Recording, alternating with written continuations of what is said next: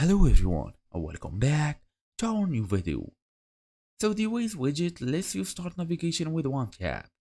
No need to open the app first, you can set it to navigate home, to work, or to a saved location directly from your home screen. So in today's small tutorial, we are talking about how to add the Waze widget to your home screen, fast and easy as usual. Let's get started. First and first, add the widget. On Android, long press an empty area on your home screen, select widgets, find the Waze, and drag the widget to your home screen. On iPhone, long press an empty area on your home screen, tap the plus icon, search for Waze and add the widget. Then you can also set your destination. Tap the widget to configure it. You can set it to navigate to home, work, or a safe place. Once configured, tap in the widget lashes Waze and start navigation immediately. You can also check for the commute or meter. The widget also shows estimated travel to a safe destination.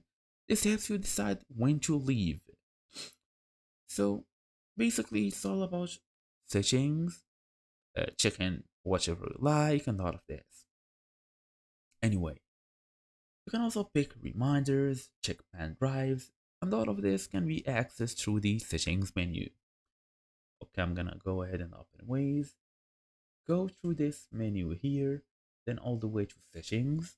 Now you would access all of the settings you would need, including the map display, voice and sound, navigation, vehicle details, others and reports, gas stations, and all of this. So that's the whole idea. Thank you all for watching. I'll see you all in the next video.